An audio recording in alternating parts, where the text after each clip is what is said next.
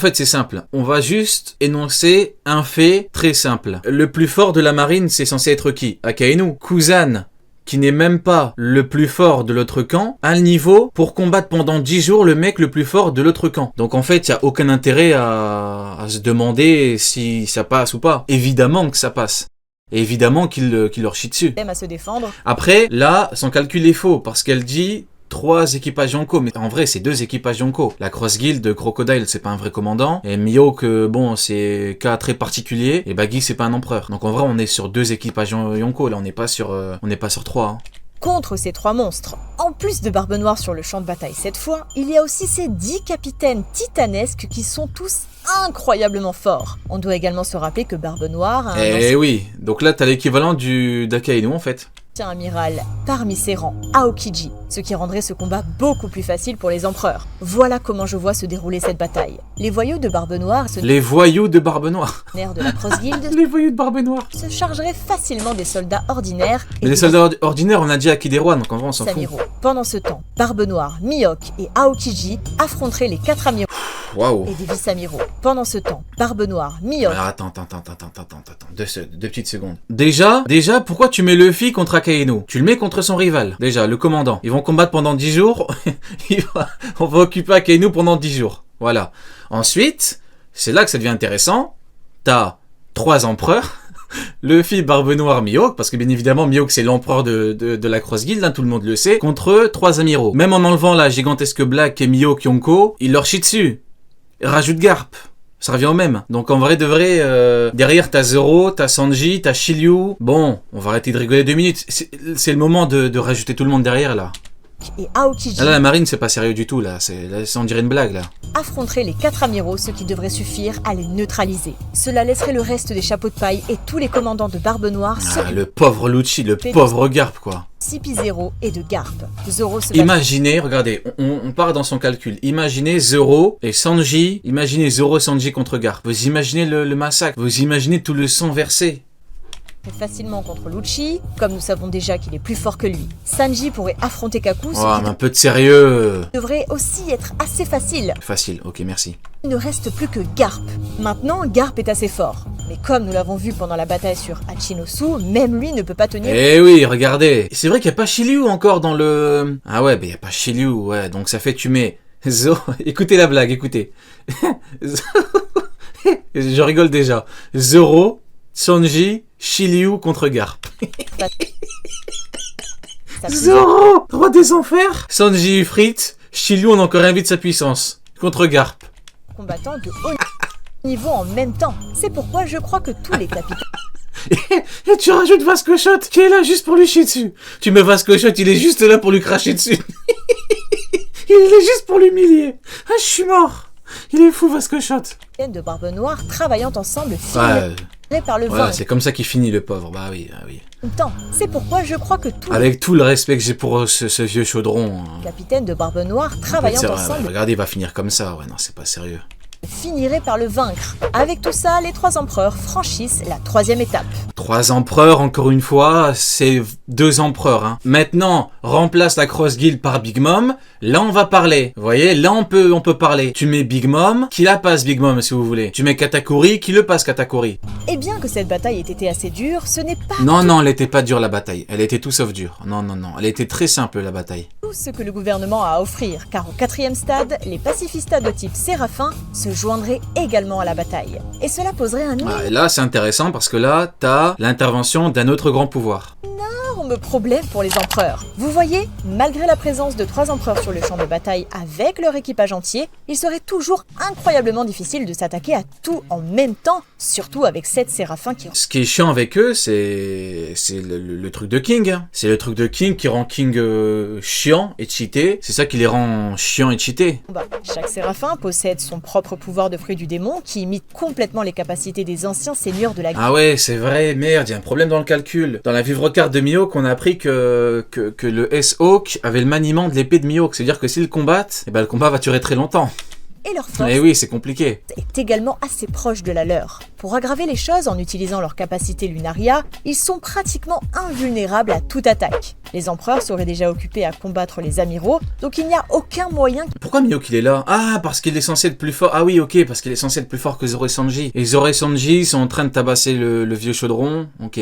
qu'ils puissent gérer les Ouais, mais là, ils sont trop en fait. 4 contre 4, c'est trop. Luffy, bah en fait, t'as Luffy, Barbe Noire qui s'en prennent deux chacun en fait. C'est ça le truc. En fait, Luffy, Barbe Noire, ils se prennent les 4. Donc, Mihawk, Kuzan n'ont pas besoin de combattre. Donc, Mihawk, Kuzan, ils vont combattre les autres avec les séraphins. Et hop, on a le calcul. séraphins Il faut arrêter d'essayer d'éparpiller les meilleurs éléments là. en même temps. Cela signifie que d'autres membres d'équipage devraient les aider. Maintenant, la majorité de l'équipage de Barbe Noire est déjà occupée à s'occuper de Garp, tandis que Zoro et Sanji sont occupés avec le CP0. Cela signifie que Zoro, attends quoi? Attends, j'ai mal entendu là. occupés à s'occuper de Garp, tandis que Zoro et Sanji sont occupés avec le CP0. Zoro et Sanji s'occupaient avec le CP0 et Garp, il se fait prendre par Crocodile et Jinbei. Bah, c'est pas pour me déplaire. Pourquoi pas? Le truc, c'est que Zoro et Sanji ils vont chier sur les deux autres rapidement, et donc ils peuvent combattre les séraphins. On a résolu le problème. Cela signifie que les seuls Elle dit Crocodile et Jinbei, ils sont en train de tabasser Garp, donc moi je valide. Hein. disponibles sont Crocodile, Jinbei, Franky Mais comment ça, mais Garp, il combat qui alors? et le reste des membres les plus faibles des chapeaux de paille. Attends, je comprends pas, il combat qui, Garp? Si Crocodile, Jinbei sont disponibles, et que Zoro et Sanji, c'est contre... Je comprends pas. Il fait quoi, Garp, du coup? Il s'est fait tabasser par qui? Par Usopp? Hein? Mais ces types ont-ils Ah, équipage de Barbe Noire! Ah oui! Ah oui, bah les séraphins, on les tabasse alors, ramenez les séraphins, ramenez-en plus! vraiment une chance contre les séraphins? Eh bien, Crocodile et Jinbei... Mais bien sûr, ramenez-en plus! On a qui? On a Kuzan qui est avec nous, on a Mihawk qui est avec nous, bon le problème c'est que Mihawk qui va combattre son séraphin pendant 10 jours. Parce qu'il a le même maniement à l'épée que lui, hein. Donc ouais, ramenez les séraphins, c'est bon. pourraient probablement affronter leur Je double. vous dis, le problème, c'est l'équipage de... C'est la Cross Guild. C'est un faux équipage d'empereur, ça gâche tout. Si vous mettez l'équipage de Big Mom, tu mets Katakuri, Cracker, Smoothie, Big Mom. Mais les séraphins se font chier dessus. Car leur niveau de force devrait être... Mais qu'en est-il des autres? Quelqu'un comme Franky, Robin ou Nami peut-il vraiment affronter un séraphin? Je ne pense pas. Même s'il tente de se battre, il serait rapidement submergé et vaincu, permettant aux C'est séraphins le diable ou quoi? d'attaquer d'autres combattants sur le champ de bataille et de renverser complètement la situation en faveur du gouvernement. Ainsi, malgré le dévouement de chacun et les combats menés sur plusieurs fronts, le gouvernement mondial finirait par l'emporter ici, car les empereurs n'auraient tout simplement pas assez de combattants puissants pour remporter C'est normal, c'est à cause de la Cross Guild, ils font chier, ils sont nuls. la victoire. Cependant, tout cela est sur le point de changer maintenant, car l'équipage final d'empereurs rejoindra le champ de bataille. Voilà! On y est! On y est! Enfin! Ça, c'est un équipage d'empereur. Rangez les mid, là, on en a rien à foutre de mid. Shanks le Roux et ses 8 officiers supérieurs. Voilà. Et après une force de 4 Ah là, ça va se chier dessus, là. Ah là, ça rigole plus, là, c'est terminé, hein. des mers pourrait-elle enfin Ah, c'est pas pareil, là. Hein. écraser le gouvernement? Maintenant que Shanks est aussi là, les amiraux ne poseraient aucun Ah, problème. ça se chie dessus, maintenant. Maintenant, ça panique, hein, c'est plus pareil, hein. D'après ce qu'on a vu dans l'histoire individuellement, les empereurs devraient être un peu plus forts que les amiraux. Les empereurs devraient être un peu plus forts que les amiraux. Allez, on va pas relever la bêtise. Et maintenant qu'ils sont 4 sur le champ de bataille, chacun d'eux, ce qui devrait être plus que suffisant pour les faire tomber. Et prenons juste Attends, non, mais par pitié, quoi. Par pitié. Non, mais, s'il vous plaît. Non, mais là, c'est pas sérieux. Regardez Shanks, il est contre qui? Non, mais c'est pas sérieux. Non, mais au moins, pour l'image, tu le mets contre Akainu. Au moins. Pourquoi? Ah, parce que Mihawk, il est censé être plus fort que lui. Allez, vas-y, allez. une seconde pour Allez. imaginer à quel point ce serait pendant Soyons courtois, aimables et bienveillants. que cette bataille se déroule, les séraphins feraient leur grande apparition. Cependant, cette fois, les empereurs seraient plus que prêts à les gérer. Debout, côte à côte avec leurs nouveaux alliés, les officiers mais de sérieux, l'équipage quoi. du Roux commenceront C'est à pas un combat, Ramaki contre Shanks. Ça, c'est une vaste blague. repousser les séraphins, bien que les officiers de Shanks En fait, le problème, c'est que si on veut commencer à parler avec Shanks, tu rajoutes déjà Fujitora. Déjà, si tu veux commencer la discussion, vous voyez, Fujitora, Aramaki, on peut commencer à discuter. Maintenant, je pense qu'on peut même éventuellement rajouter un troisième, hein. ce soit vraiment fort, vaincre les séraphins ne sera pas facile, car ces types sont incroyablement rapides et résistants. Certaines de leurs capacités sont aussi assez pourries. S-Snake, par exemple, pouvait transformer un grand nombre d'ennemis en pierre afin de les ralentir. Cette capacité pourrait... Ouais, je pense qu'on peut rajouter Kizaru, hein. On peut rajouter Kizaru. Après, le problème, c'est que Shanks est tellement cheaté. Shanks, il est tellement cheaté que si tu dis si tu pars sur un combat à 3 contre 1, est-ce que t'as envie de parier contre lui? Vous voyez là le problème. Et le souci c'est ça. Est-ce que t'as envie de parier contre lui, même à 3 contre 1? Moi 3 contre 1, si je devais parier, je parie sur, je parie sur Shanks, hein. Potentiellement être un énorme problème pour les officiers de Shanks, mais je crois que leur haki est assez fort pour y résister et finalement... Après, par principe, j'ai envie de dire, ça se joue, mais hein, on a vu que Shanks c'est le mec avec qui on peut pas trop rigoler. remporter la victoire ici. Mais voici maintenant la 5e et dernière étape. Ah, ok. Le gouvernement mettrait absolument tout ce qu'il a contre les empereurs afin de les faire Bah tomber. mine de rien, pour l'instant les Yonko tabassent, hein. Les Yonko ils les tabassent, mais quand je dis tabasse, je les tabasse. Tu rajoutes les doyens, tu dégages la Cross Guild. Tu mets l'équipage de Kaido, un vrai équipage Yonko. Bon, en vrai, et tu te rappelles que les mecs du Gorosei ont dit c'est mieux qu'on n'énerve pas Kaido, hein? Est-ce que ça vaut vraiment la peine d'énerver Kaido alors qu'on parle du fruit divin, etc. hein? En vrai, De bon. Alors, répondons à la dernière question. Les 4 empereurs de la mer travaillant ensemble pourraient-ils réellement vaincre toute la puissance du gouvernement mondial? bah oui, si tu dégages la Cross Guild qui est un équipage de merde et que tu mets l'équipage de Kaido, oui. Dans la phase finale, en plus de toutes les troupes déjà sur le champ de bataille, le gouvernement enverrait également les Le seul truc qui est intéressant chez eux, en vrai, c'est la régène. Hein. Tu retires la régène, c'est de la merde. doyens, mais également Imu. Enfin, c'est de la merde, non, n'exagérons pas, par rapport à Kaido, bien sûr. Ars, C'est pas de la merde, c'est par rapport à Kaido.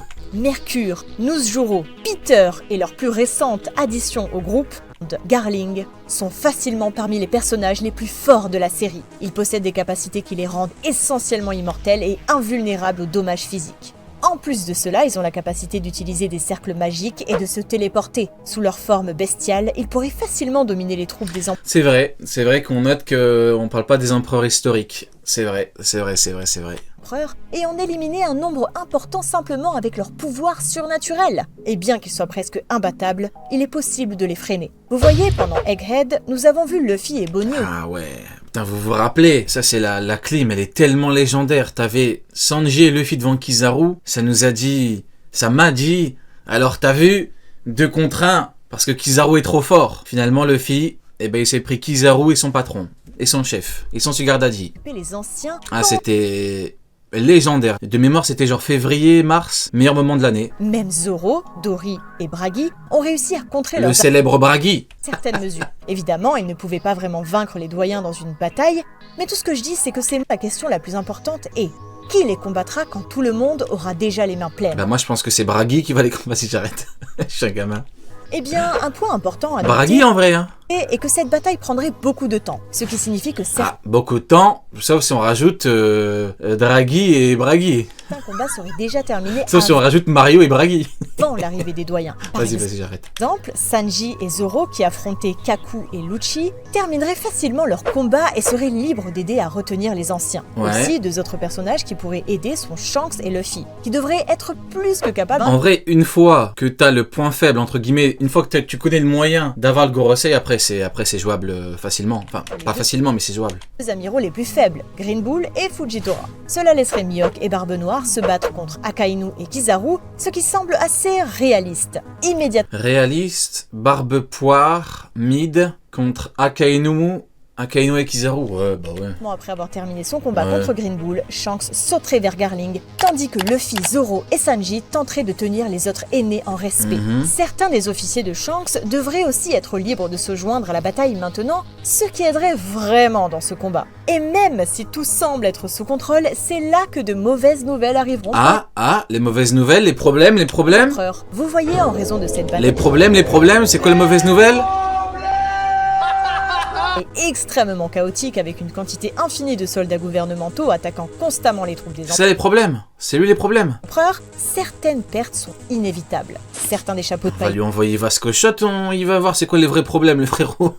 les plus faibles comme Nami, Chopper ou Brook finiraient par être blessés et mourraient probablement au combat. Certains des commandants de Barbe Noire et de Shanks perdraient Hey, Bragi derrière. également la vie en combattant Garp et les Séraphins, ce qui affaiblirait considérablement les forces des empereurs. Pour aggraver encore la situation, il est probable qu'un Buster Call soit lancé par les doyens afin d'anéantir complètement leurs ennemis. Non mais le Buster Mais même- Call, s'il y a encore les mecs de la marine et qui se prennent le Buster Call, ils meurent aussi. Donc un Buster Call c'est bien quand t'es pas sur place ou quand tu dois taper des civils ou quand faut nettoyer. Avec tout le chaos qui passait autour d'eux, les empereurs tiendraient bon. Imaginons, il a dit résumé de la vidéo, 60 secondes plus 60 secondes égale 1 minute 20. Bâtard. Un gamin. Le problème est qu'ils ne peuvent pas vraiment les vaincre, car ils n'ont aucune idée de comment leur infliger de Ils s'en foutent de tuer les marines. Non, je parle des amiraux, frérot. Le problème, c'est que les amiraux, si les amiraux, en partant du principe qu'ils sont KO, parce qu'ils sont fait chier dessus par tous les empereurs et tout, mais ils vont mourir. Ils vont mourir pendant le Buster Call, pendant l'attaque. Vu qu'une fois que t'es KO, bah t'as pas de Logia. Donc en vrai, Buster Call, bonne chance, hein. Ça va fumer tout le monde.